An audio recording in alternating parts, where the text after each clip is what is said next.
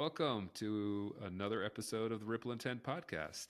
This is one of your hosts, John Grant, and as always, Kyle is right here with me. Kyle, say hi. Hey, everybody. How are you? It's great to have you all with us again. We have a great podcast lined up for you, a good conversation coming up. And our guest today has been a volunteer with Ripple Intent for a number of years now. Has gotten highly involved in not only leading our breakfast club events, but helping us plan the symposiums and really spending a lot of time building self awareness, helping us understand each other. It's been a wonderful experience getting to know her. So I'd like to introduce you to Lisa Larance. Lisa, why don't you tell the listeners a little bit about yourself? Hi, Kyle. Hi, John. Thank you so much for having me. Yep, I'm Lisa Larance, and I've been in the construction industry for many decades, and I still love it. Primarily um, doing a lot of pre-construction, but I've held a lot of hats, and just so excited to have found an organization like Ripple Intent that crosses between disciplines and brings so many fantastic people together. Happy to have Oh, you. Thanks for taking your time out to join us today. yeah. Oh, it's been wonderful getting to know you. Can you share a little bit how did you get involved in Ripple Intent and why are you still here? Why am I still here? Yes. A colleague had said, I found this organization and it is right up your alley. You need to go to these breakfast clubs. And just knowing her and all the things she was up to, I went, no question asked. And it was so refreshing, like I said, to sit in a room that it didn't require um, a forced networking. People were just there to have a great conversation, and it kind of didn't matter who you worked for, but everyone wanted to show up and talk about the things that really make our teams different. And I felt like after the first breakfast club, and I was so fired up about the dialogue, and then I couldn't wait to go to my first symposium, which now was already back in, I think, 2019. And it's just been a fantastic journey, and I continue to learn from it every time. So um, it really has been a part of my professional growth in over the last 5 years, and I'm so thankful for that. Well, grateful that you stepped up, not just came, but then stepped up and volunteered and helped out and continue to help out. So thank you for all of that. Um, what brings us here today was pretty interesting, just talking through what we want to talk about today. I was curious to know if you could. So how did you get into this industry and tell us a little bit about where you got started and what that was like? Yeah, it was actually a completely accidental choice. I really was looking for a career that had a lot of different facets into it, and that was something somewhat technical, and then but still really connected to people somehow. And I really found construction to be that, right? There's contractors, and primarily I have worked with general contractors, so that's really my perspective. But we all have processes, we all have ways to control projects from dollars and time. But the part that fascinated me the most was the ability to work with so many different types of people, whether that early in my career, out in the field with our laborers and craft folks, to then getting an opportunity on the pre-con side of things to work with designers and clients of multi-million dollar organizations, right? The breadth of people that you get to come in contact with is what has held me in this industry for so many years. So um, it's been a great ride, honestly, just to continue meeting people from every background. Yeah, and one of the things that we've talked about, actually, I feel like on a number of different ways, coming around different conversations, is sort of some of the, despite all these great things and how we feel good Mm-hmm. about right what you're doing, there's still a lot of struggle, Yep. right? There, whether it's love the people and sometimes the people are a struggle, Yeah. right? Right. Or love the organization, or right, how do we navigate our way through it? So, and you had shared some interesting ideas, and just some of your experience in terms of like, what's it, what's your experience like when maybe you feel like you're not a right fit, or the organization is not a right fit Mm-hmm. for you, and we look at fit, we talk about that all the time, and it's this very qualitative gut Mm-hmm. feeling. It's sometimes prescriptive and sometimes not. So we could share some of the experiences you've had with that. Yeah, I think fit is it is an interesting concept, right? Because it encompasses um, who you are, who I am as a person, and can I really do my best work among this team or among this group of people? And I know earlier in my career when I was probably not as in tune with who I am as um, a personal contributor, right? When you're young, you learn how to execute the process, right? Push this through, ask this question, document this meeting minutes, right? But I can remember early in my career um, working at an organization where it was only about the deal, right? I think I shared this manager who the sign in his office was the definition of a good deal is when each side feels like they screwed the other person, right? So it was all about the deal. Um, and at the time, I thought, haha, that's kind of funny. But as I started realizing the space that I was working in, it really was about the deal only. And there is too much, I think, too much at risk on the projects that we work on to have it not be about the people and how we look out for each other and work together toward a better outcome. Now, granted, that was a really long time ago, and I think organizations have done a lot in the construction industry over the last 20 years to become, more personable, more connected, right? And so maybe that guy doesn't have that sign in his office anymore, but it really resonated with me. And like I said, I didn't know why at the time. Yeah, or he might be the leader. Yeah, right. Well, he made good deals, right? So, Well, I mean, you talk about that fit, and I mean, we've all interviewed in our life. We've all been through various jobs, mm-hmm, and there's you. Sometimes you leave a job because you don't fit, and mm-hmm. and that's your reason. Why are you moving on? Why are you leaving? Why'd you take another job? And it's like, Yep. I just don't fit here. But also when you're interviewing for a job, if you're on the interview panel and you're trying to hire somebody, the HR folks always tell you, or other people tell you, go through all this criteria, but ultimately you gotta know if you feel whether or not this person's going to fit. Mm-hmm. And a lot of people agree to that. They're like, yeah, yeah. But I don't think many people really understand what that means. What does it mean for you, Lisa, to fit within either a team or an organization? For me, honestly, the further I am in my career, the fit is being involved, being a part of something greater than just my job.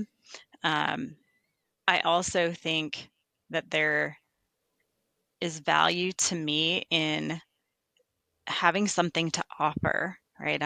Uh, it's it's more about how I can bring something to the table and yet learn something at the same time. And that's to me where the greatest value occurs. Um, I've had jobs where I fit really, really well with the people, and the task maybe wasn't what I had hoped it would be, right? The actual work. But the people were so great that it supersedes sometimes having to do those parts of your job that feel like that's work. It makes the other side of the job less like work. And that is a fantastic feeling. And it doesn't happen overnight. And I think that's where sometimes we expect, people change jobs and very early. How is it? Is it great? Is it amazing? And being comfortable with saying, I'm still figuring it out. I'm still working how to fit, right? How to feel like I belong. But when you know that enough about yourself, okay, here's what's important to me, and that's the path that I want to be able to show up as. So if that's received well or not, that's the first foundation of, do I feel like I fit?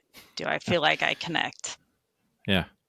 Yeah, I used the word belong, and I think that's like a level 2 for Mm-hmm. fit.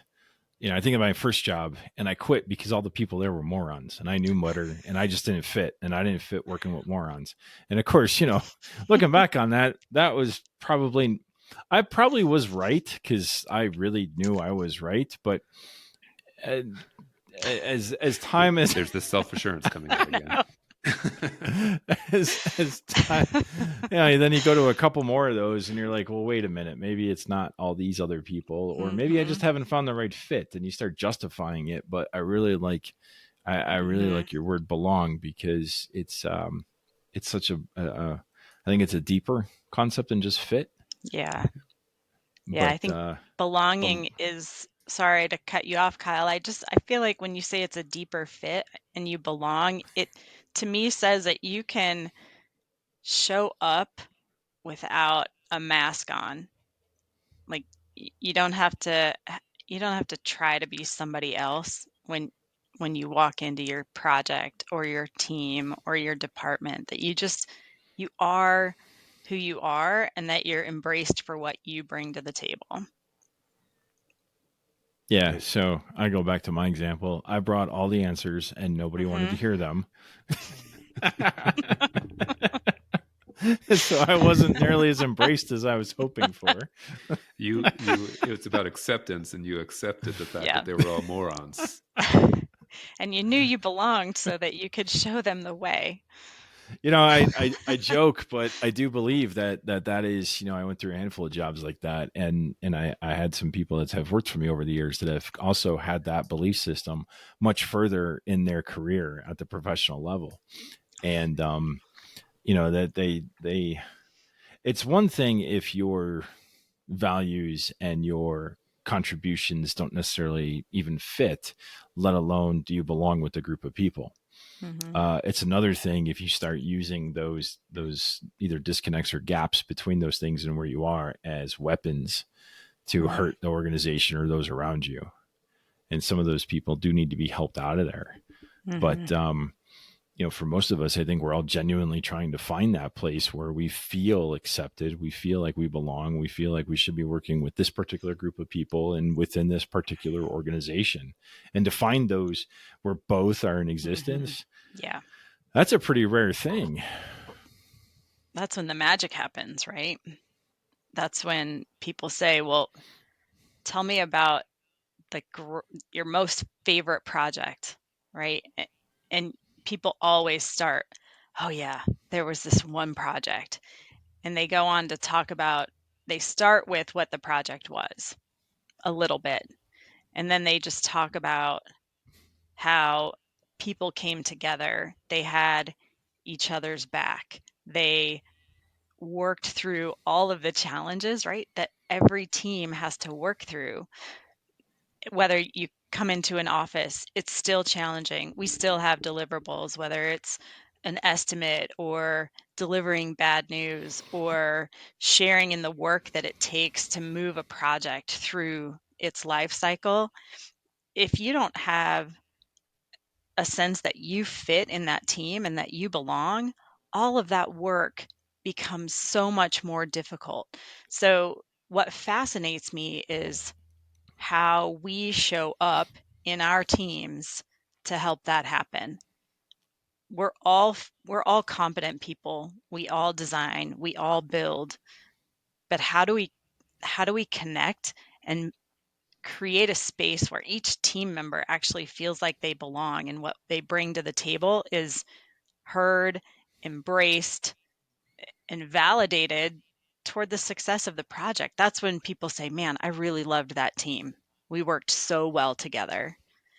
And it translates into a successful project. And I think that's why Ripple Intent was so amazing for me, is because this is the kind of stuff we want to talk about. It's not just whether or not I got my price right on my estimate. Or if both sides of the contract are feeling like they screwed the other guy. Right. Right. That was one. I remember that. I had a boss who said, "Well, you know, you succeeded when you made everyone equally unhappy." Right. And I thought it was a joke, and he did tell me, he's like, "I am not joking." I was like, "Oh, okay." So, I used to be in that spot where it was like, oh yeah, you remember that one time, right? That great team. Oh, that one experience was awesome. I loved it. And, the more of these conversations I have, I'm like, because it doesn't have to be that one team. It really doesn't, there are ways that we can go about work in a way that you could make it work every time. Maybe not 100% of the time, but like, can you get to 90% of the time? And I think it's fair. Is this you telling us that you don't have these issues anymore? I'm not saying I don't have these issues. I'm just as broken as everybody else. Because it sounds like you're about to take us down a journey of, I remember those days. I used to be that way. Yeah. And now, olden times before I drank. Now all of my projects are great. Due to my exceptional leadership skills and humility. Yeah. But I mean, we look at some of that, and so I want to, Lisa, we talked a little bit about, like, there is some two-way responsibility in creating that sense of belonging, right? Yeah, right. I mean, what does that look like for you? Yeah, I used this example the other day about, when you start in a new space. Again, for clarity, it's whether it's a team or a company or a team within a company, right? When you start in a new space, you automatically have to be open. I have to introduce myself. I have to say, yeah, I'm new here. Can you help me along this journey, right? Not everyone is ready to be as open, right? They're in their space, they're doing their stuff. There's this new person, I don't really know them. And then this new person meets with whether it's their leader or their manager, and they say, God, we're so glad you're here. My door is always open if you need anything. And then the real question is, when do you see the leader again, right? It's incumbent on me to come by and say hi. I'm new here. How's it going? I'd love to chat with you. Let's have a cup of coffee. Let's get to know each other a little bit better. And you do it maybe once or twice. But when does it become a two-way relationship at that point? I'm not the new person anymore. I know your door is always open, but what about the reciprocal kind of conversation that really highlights that you are glad that this person is here? For example, I had a division manager one time, and whenever he had a meeting in our office, he would come over from another office, and he would always come 30 minutes before he had a meeting. And he would walk around the office, and I would just call it the Danny drive-by, because Danny would come by and he would say hi to every person. He always knew their name. He remembered the snippet of information that he talked about with them last time. And then he would go off to his meeting, and everybody was kind of like buoyed for 5 minutes. Like, wow, that was great. So great to see that leader. And I think that was a long time ago. And I haven't had very many leaders do that since. And I've found myself craving that, right? Like, and so that simple act actually opened my eyes to what it means to really try and connect with my team. I kind of do that in my day-to-day now, and I'll attribute it to him every single time. And some places people are like, oh, hi. They don't really know what to do with that level of connection. But I think if I don't do it and I rely on others to always do it, that two-way communication may not happen, whether it's my leaders, or them to me. I just think that quick hit does so much for letting people feel like they belong in this space. They're seen, they're on somebody's radar. And I think that creates that sense of belonging in an organization. Does that come naturally to you? I know, like, so me, I had to be called out once because I came in the office and I was really focused on a phone call I just got off, and first thing in the morning, and I, very, very focused, very angry Mm-hmm. face, and storm right into my office. Don't say anything to anybody, and of course that sent half the department into a tailspin, going, "What the hell's wrong with him? What did we do? And what's going on? And oh my god!" And then of course I came out 10 minutes later, and I'm like, "Hey, good morning, everybody," and they're like, "Whoa, what happened?" Yeah. And I was like, what did I do wrong? And they're like, well, then of course one of them told me, like, hey, you came in that way, and we all reacted. And I was like, are you serious? And they're like, yeah, you're the boss, of course we're going to do that. Mm-hmm. And I was like, oh, that's a nice education moment. So Right. I never even crossed my mind that Yeah. that kind of action would have that kind of impact on the people around me.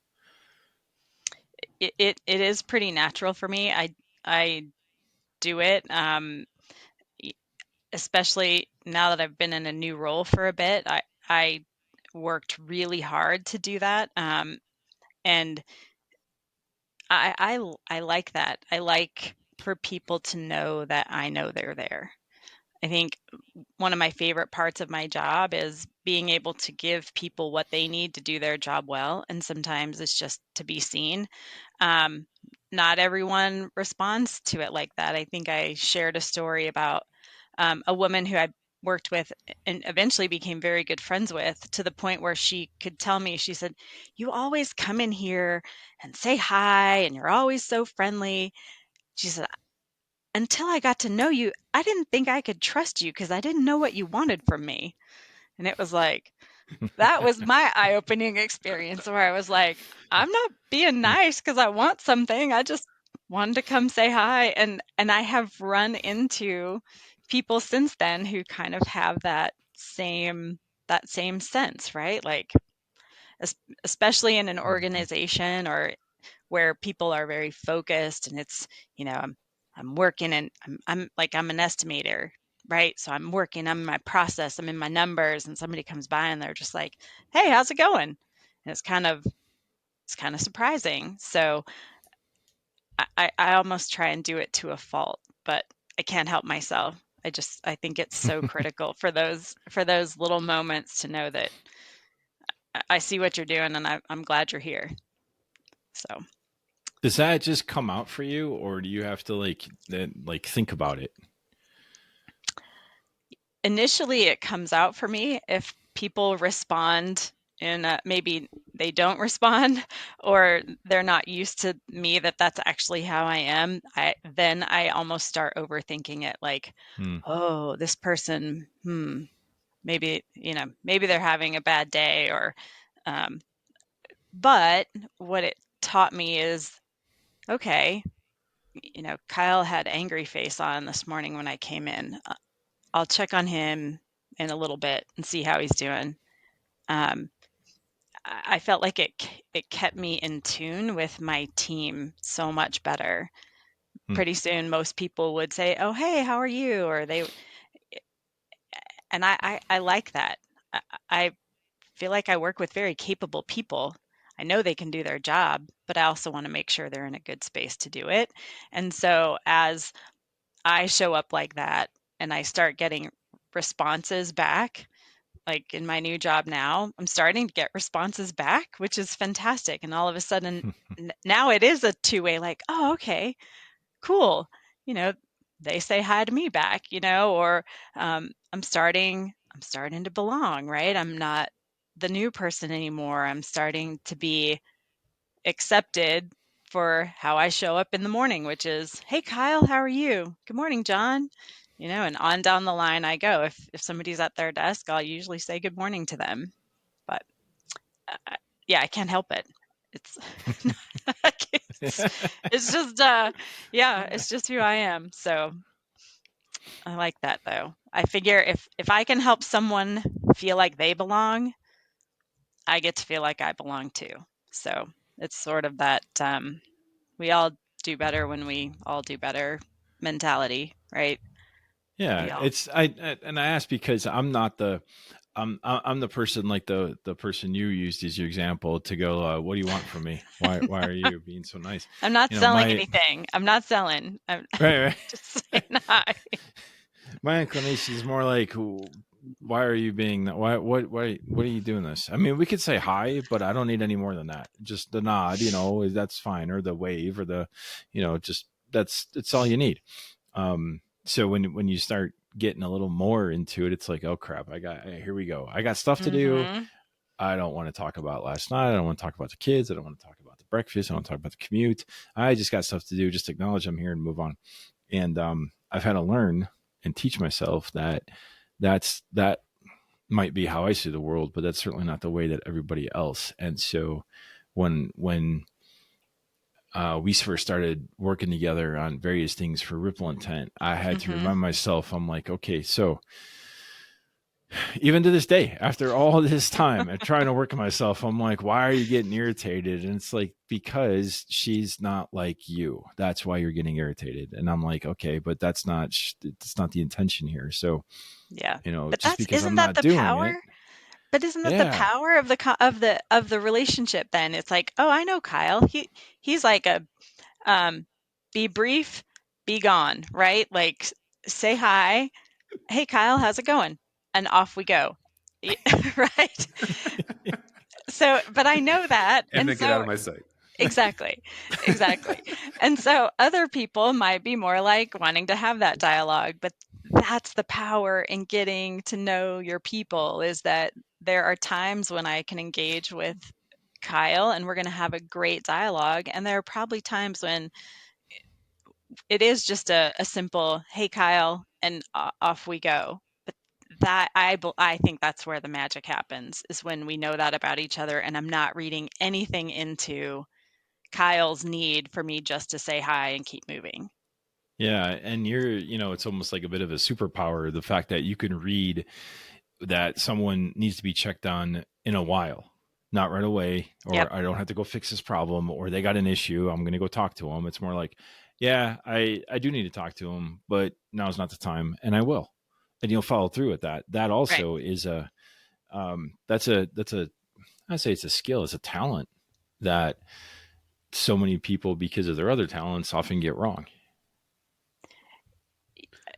I like to think of it like that, honestly. And again, it's that drive-by check-in. Just later when you have that moment, whether you're grabbing a cup of coffee in the kitchen or after your meeting gets out, "Hey, how's everything going? I know you got a lot on your plate. Is there anything I can do?" It doesn't have to be tell me your life story or tell me all the nitty-gritty unless that's what they need, but really it's more so just an acknowledgement of where that person is right at that moment. I see you, you're a value of my team, and I want to make sure you're good. And that to me gives me that sense of belonging is that I can have those interactions with the people I work with. And I think organizations want that, but it can be so challenging to do when we're all in the midst of everything and cranking out work. That's when it really matters is that you've got somebody who is paying attention. And that to me, that's how I know I belong is when I can offer that kind of connection to people. Oh, I love that part. I mean, it's because I'm also not good at the water cooler chit chat. I'm not really good at the pleasantries part. If I'm really being honest, it's not hard. It's hard for me because, Yeah. yeah, I would rather get in there and I'm like, I have things to do. Yeah. So I actually have to be very thoughtful. So I love, you've sort of got the entry. The drive-by can just be the entry point to the conversation. But I love that gaining that understanding of what the other people you work with need. And then, for me, it's about learning how to be intentional in how I'm communicating. What do I need, or what is the goal, right? Like, I don't walk up to everyone and go, okay, it's your turn to belong today. I am here to make you feel like you belong. Right. Right. I mean, it's not that. I have it on the calendar. I have a rotating schedule of people to, task on my, that's right. I had a task pop up on my Outlook calendar that said, today, Lisa, is your day to belong. So yes, today I say hi to you. Yeah. Today, that's right. Hi. Okay. Yeah. But making those connections, right? Like, how do you intentionally show up for the people around you to make sure that they feel valued and they feel like they belong, and that they understand that's the intent of what we're trying to create here. That's right. It's so we can manufacture belonging, and I don't mean that in a negative way. We can create that environment in our teams and our organizations, so that's where I go back to it doesn't have to be, remember that one time that was amazing. Like, I think that we do have a lot of empowerment on our own to lean in and create those spaces. Yeah. I think it's incumbent on each person to be able to create those spaces in their way, right? This is my way. I've just talked about, what feels right to me, but I guarantee you there are ways that you both do that for your team in your way, right? And again, I'll use the word, that's when the magic happens, is when you can recognize it about yourself, and you can also bring it out in the people that you work with. And I think every organization wants that. It just takes that little bit of awareness about ourselves and the people that we work with every single day. It's those little touch points, I think, that can make the most difference. No, I love it. I think that's a great place to put a pin in it. Yeah, I would say so. I mean, it's yeah, go ahead. No, Lisa, I mean, so you really did kind of like that, just kind of sort of drove it home. I mean, we really appreciate you coming on the podcast and talking a little bit about your experience and your journey. So appreciative to have you as part of Ripple Intent in building the community and really making it into what it is and helping people be better people at work. Thank you. Thank you. I'm really honored to be part of the organization. It really, it kind of fit a missing piece in where I was headed professionally. And so it's just been great to get to know everybody and find a way to contribute. I appreciate both of you for what you do and how you bring us all together. So thanks for having me today. Well, thanks for tolerating us. Appreciate that. It's time for me to go be out of Kyle's site. So task complete. Nice. Listeners, thank you for spending some time with us. Appreciate you participating. Hopefully you got something out of today's conversation. Find us online. If you want to get involved, go to rippleintent.org. Participate in one of our events. You can reach out to Lisa, Kyle, or myself on LinkedIn. And we look forward to seeing you down the road. And join us on the next podcast, wherever you get your podcasts.